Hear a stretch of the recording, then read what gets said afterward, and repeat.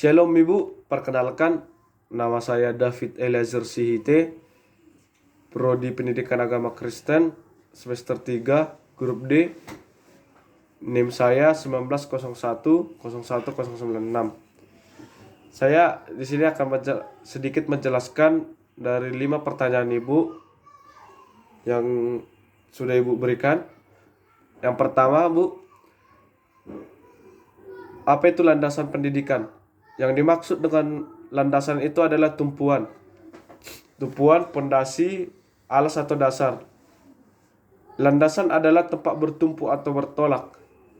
Sementara pendidikan adalah sebuah proses pengembangan diri melalui pengajaran dan pelatihan ataupun pembelajaran. Jadi Bu, landasan pendidikan adalah sesuatu yang bersifat konseptual, berkenan dengan asumsi umum mengenai teori pendidikan dan pengajaran. Yang dimaksud dengan landasan pendidikan adalah dasar pijakan atau titik tumpu dalam sebuah proses pendidikan. Yang kedua, yang dimaksud dengan Tuturi Handayani adalah penggalan dari kalimat yang terkenal dari Ki Hajar Dewantara, pendiri dari Taman Siswa, yaitu Bapak Pendidikan kita, yang baris terakhirnya juga menjadi bagian dari logo pendidikan, Departemen Pendidikan dan Kebudayaan Indonesia. Tuturi Handayani adalah maknanya lebih kurang di depan memberi teladan, di tengah membimbing atau memotivasi, memberi semangat, menciptakan situasi yang kondusif, dan di belakang mendorong atau sama dengan dukungan moral. Yang ketiga, asas belajar sepanjang hayat. Asas belajar sepanjang hayat merupakan sudut pandang dari sisi lain terhadap pendidikan seumur hidup atau lifelong education, kurikulum yang dapat merancang dan diimplementasikan dengan memperhatikan dua dimensi, yaitu dimensi vertikal dan horizontal. Yang keempat, asas kemandirian dalam belajar. Asas kemandirian dalam belajar diartikan sebagai aktivitas belajar yang berlangsung lebih didorong oleh kemauan sendiri, oleh pilihan sendiri dan tanggung jawab sendiri dari apa adanya pembelajaran kita seperti biasanya.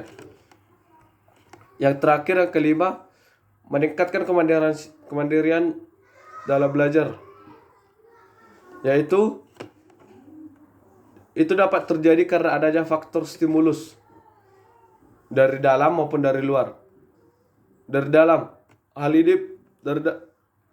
yang pertama, dalam hal ini peneliti mencoba mengembangkan karakter mandiri siswa dengan memberikan stimulus dari luar, yaitu dengan pemberian layanan bimbingan kelompok.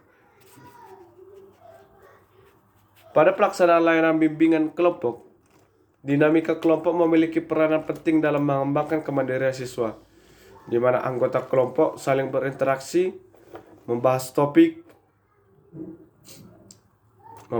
yang diberikan oleh pemimpin kelompok atau seorang guru yang memberikan pembelajaran kepada muridnya.